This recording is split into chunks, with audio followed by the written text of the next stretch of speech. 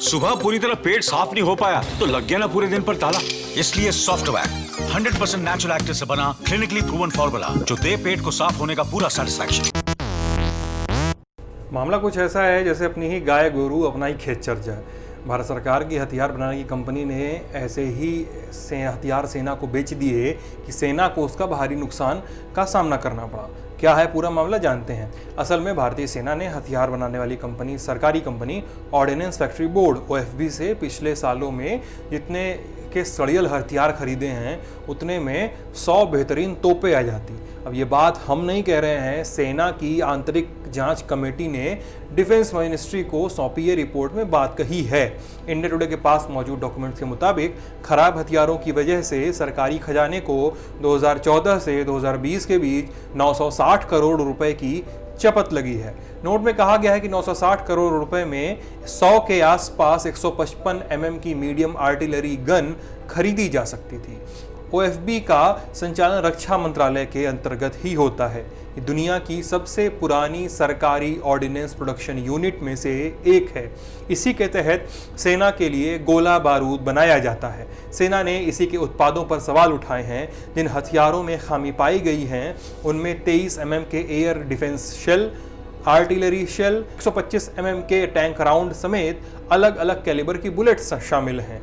सेना की रिपोर्ट में दावा किया गया है कि इन खराब क्वालिटी के गोला बारूद से न सिर्फ पैसों का नुकसान हुआ बल्कि सैनिकों के एक्सीडेंट भी हुए। रिपोर्ट में दावा किया गया कि खराब क्वालिटी की वजह से औसतन हर हफ्ते में कोई दुर्घटना हो जाती है।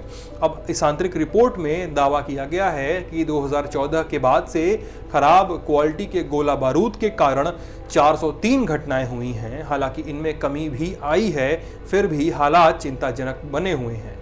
2014 में ऐसे 114 हादसे हुए थे, 2017 में 53, 2018 में 78 और 2019 में 16 घटनाएं हुई थीं। इनमें करीब 27 जवानों की मौत हो चुकी है।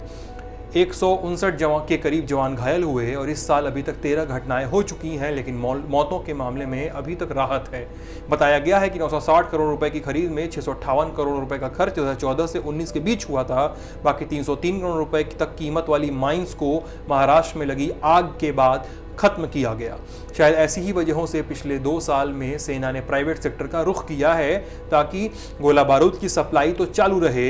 हालांकि प्राइवेट कंपनियों से ऑर्डिनेंस बोर्ड जैसी सप्लाई करवाने के लिए जोर आजमाइश हो रही है। इसी महीने की शुरुआत में सेना ने गोला बारूद की खपत को देखने वाले मास्टर जनरल ऑफ ऑर्डिनेंस यानी MGO lieutenant general SK Upadhyay ने भी इसकी वकालत की थी।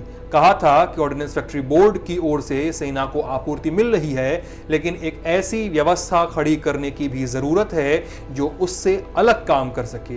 भले ही वो भी उतनी क्षमता का न हो, लेकिन शुरुआत जरूरी है। केंद्र सरकार भी लगातार ऑर्डिनेंस बोर्ड में बदलाव की कोशिशें कर रही है। बीते दिनों में एक एजेंसी को इसमें बदलाव की रूपरेखा तैयार करने के लिए कहा गया है ताकि इसे मॉडर्न बनाया जा सके। दूसरी ओर छोटी बड़ी निजी कंपनियों से हाथ मिलाकर गोला बारूद की आपूर्ति को घरेलू स्तर पर ही पूरा करने की कोशिश हो रही है। ऐसे वक्त में जब सीमा पर चीन के साथ तनाव चल रहा है, गोला बारूद की क्वालिटी और क्वांटिटी पर सवाल खड़े होना चिंता का विषय बना है।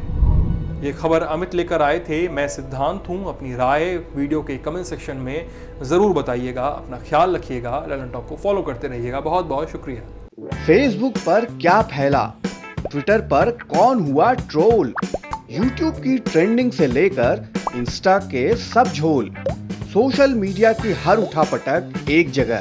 सोशल लिस्ट सोमवार से शुक्रवार रात 10 बजे दी ललन टॉप पर।